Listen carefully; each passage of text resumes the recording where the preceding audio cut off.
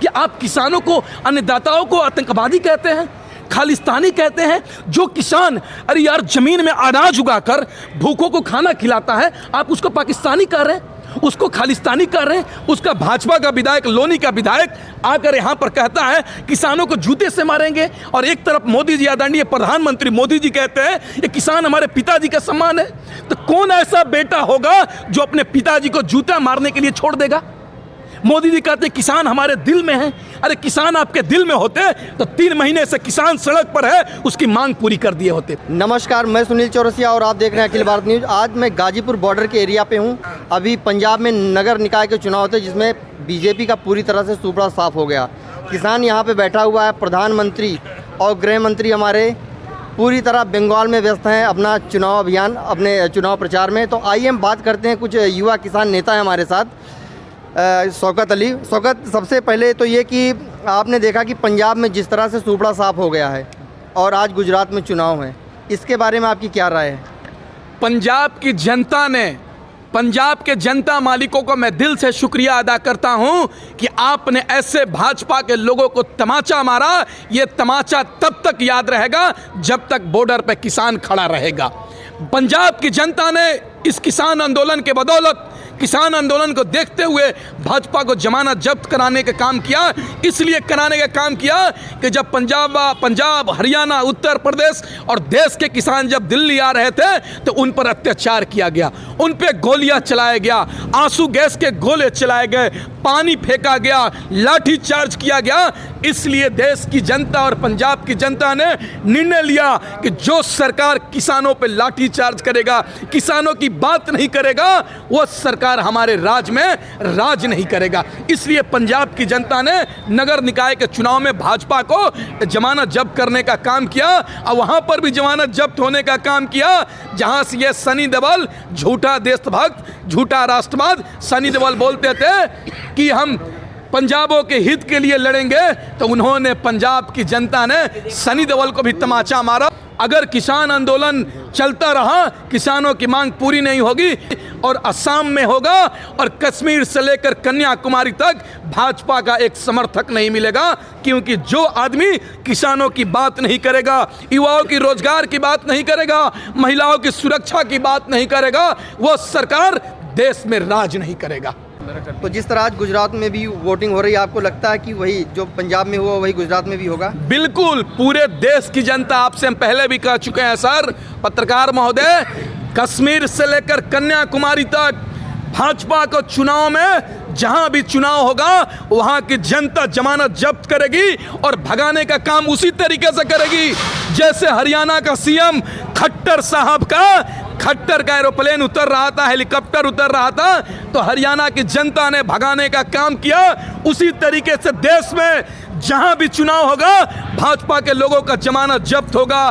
क्योंकि ये लोग 40 से 50 करोड़ किसानों की बात गिरवी रखकर 10, 4, 5, 6 चंद पूंजीपतियों को फायदा पहुंचाने के लिए पॉलिसी बना रहे हैं, काम कर रहे हैं, तो वो कैसे राज कर सकता है? उसको हम वोट क्यों दे सकते हैं? वोट ने देखकर हमने पछता तो रहे हैं। हमने तो मोदी को वोट दिया, इन्होंने वोट दिया, तभी तो प्रधानमंत्री बने। किसी एक मुकेश अंबानी और एक अडानी और एक रामदेव बुआ को देने से तो प्रधानमंत्री बने नहीं। वो एक, इस देश में जितना अडानी का वोट का कीमत है, एक अमीर का है, उतना गरीब का भी है। बिल्कुल है। इसलिए देश की जनता ने तय कर चुका है, इस देश से भाजपा को भगाने का जरूरत आ गया है, भाजपा को भगाने का समय आ चुका है। हम लोग अगर गुजरात में ये जीत गए तो फिर ये बोलोगे ईवीएम से जीते? देखिए, जीत और हार चुनाव में होते रहते हैं, लेकिन अभी जो ये सरकार ने देश में मोमेंट खड़ा कर दिया है, किसान को जवान के साथ लड़ाने का, किसानों को दिल्ली के आम नागरिक से लड़ाने का, मीडिया आप देखेंगे किसानों को देशद्रोही बताने का, इस मोमेंट से पूरे देश के लोगों में नाराजगी है कि आप किसानों को, अन्नदाताओं को आतंकवादी कहते हैं, खालिस्तानी कहते हैं। जो किसान अरे यार ज़मीन में अनाज उगाकर भूखों को खाना खिलाता है, आप उसको पाकिस्तानी कह रहे हैं, उसको खालिस्तानी कर रहे हैं। उसका भाजपा का विधायक, लोनी का विधायक आकर यहाँ पर कहता है किसानों को जूते से मारेंगे, और एक तरफ मोदी जी, आदरणीय प्रधानमंत्री मोदी जी कहते हैं ये किसान हमारे पिताजी का सम्मान है। तो कौन ऐसा बेटा होगा जो अपने पिताजी को जूता मारने के लिए छोड़ देगा? मोदी जी कहते हैं किसान हमारे दिल में है। अरे किसान आपके दिल में होते तो 3 महीने से किसान सड़क पर है, उसकी मांग पूरी कर दिए होते। किसान आपके दिल मांग मानने के लिए सरकार राजी तो है, लेकिन आप लोग अड़े हुए हैं, किसान अड़ा हुआ है, वो संशोधन तो करवाना ही नहीं चाहता ना। वो बोल रहे हैं बिल तो वापस नहीं होगा, अभी भी यही बोल रहे हैं। क्यों नहीं वापस होगा? ये तो सरकार ही बताएगी। इसी वही सरकार से ही हम पूछ रहे हैं क्यों नहीं होगा। मैं मोदी आदरणीय प्रधानमंत्री मोदी जी से पूछना चाहता हूं, आदरणीय कृषि मंत्री नरेंद्र सिंह तोमर सिंह से पूछना चाहता हूं, आप क्यों नहीं करेंगे वापस? एक बात बताइए, आप हमको 10 का नोट दीजिएगा ये वाला, हम आपको क्या बोलेंगे? Thank you. क्या बोलेंगे? थैंक यू, शुक्रिया, बहुत बहुत धन्यवाद भैया। लेकिन सरकार कृषि कानून ला रही है तो किसान कह रहा हमको नहीं चाहिए, आप हमको 10 रुपया देंगे, हम बोलेंगे नहीं लेंगे, तो आप रख लीजिएगा पॉकेट में। उसी तरीके से देश का किसान जिसके लिए कानून बना है वही कह रहा है कि हमको कानून नहीं चाहिए, तो वापस कर लीजिए। आप क्यों नहीं करने को तैयार हैं? इसलिए नहीं तैयार है कि ये कृषि कानून से अडानी और अंबानी को फायदा पहुंचाने वाला है। मोदी जी अभी भी वक्त है आपके पास, अभी भी कुछ बिगड़ा नहीं है। 2 कदम पीछे हटिए और किसानों की मांग पूरी कीजिए, नहीं तो वही हाल होने वाला है।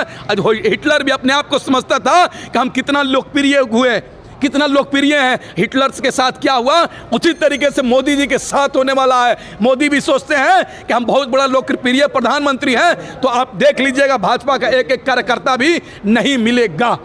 सर सबसे पहले तो आप अपना परिचय बताइए। चौरसिया साहब नमस्कार। नमस्कार सर, बहुत बहुत स्वागत अखिल भारत न्यूज़ पे आपका। Thank you sir. My name is doctor AK Sen Gupta. Basically I am from Delhi. Okay. मेरे में आई एम फ्रॉम कलकत्ता। मेरे पिताजी परदाते एक किसान थे बर्धमान में जो आलू उगाते थे, अभी भी कुछ है। मैं आपके चैनल के माध्यम में यही बोलना चाहता हूँ चौरसिया साहब और बाकी सदस्यों जिनका नाम मैं नहीं जानता, राजवीर साहब जी, सबको मेरा प्रणाम। इस पूरा देश को मेरा प्रणाम। सबसे पहले प्रणाम तो हमारे माननीय श्रद्धेय नरेंद्र मोदी जी को, जिन्होंने आज हमें इस दशा में पहुंचा दिया है।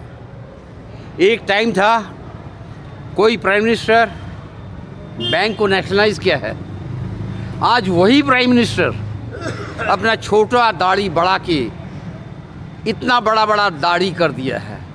क्या दिखाना चाहता है? टैगोर नहीं बनना चाहते। टैगोर का तो क्या बोलूँ, आप टैगोर का की जुराब भी नहीं हो सकता वो। सर अगर दाढ़ी बढ़ा लिया तो इसमें दिक्कत क्या है? वो नौटंकी कर रहा है। जैसे नौटंकी सब देश को बोला है कि दीप जलाओ, घंटा बजाओ, लाइट जलाओ, कैंडल जलाओ, एयरपोर्ट से एयरक्राफ्ट से गुलाब के फूल भेजो। क्या हुआ? हमारे देश के कितने मोमबत्ती चला गया। ये मोमबत्ती हमारे देश में कितना गरीब ग्राम है, विलेज है, वहाँ यूज़ हो सकता था। पढ़ाई के लिए वो दीप जो जलता है पढ़ सकता था। आज ये मोदी ने क्या किया? मोदी जी आप सुन क्यों रहे हो? सुन क्यों नहीं रहे हो? आप तो बैठे हुए हैं 7 रेस कोर्स रोड में और वहाँ पर आपके साथ पीकॉक है। आप जाते हो आते हो, कुछ नहीं किया। आपने रेल को बिक दिया, आपने इंश्योरेंस कंपनी को बेच दिया, आपने सरकार को मैसेज क्या है आपके द्वारा, क्या कहना चाहते हैं आप सरकार को और किसानों को?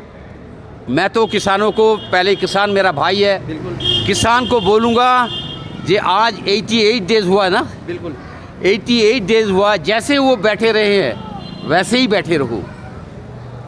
इसको समाधान जरूर होगा। सरकार बोल तो रही समाधान करने के लिए, संशोधन करने के लिए। सर सरकार कुछ नहीं बोल रहा है, वो बोल रहा है इसीलिए अदानी के लिए, अंबानी के लिए, और कुछ नहीं बोल रहा है। चलिए बहुत बहुत शुक्रिया हमसे बात करने के लिए। तो जैसा कि देखा ये वकील साहब थे, तो आगे की अपडेट के लिए भी देखते रहिए अखिल भारत न्यूज़।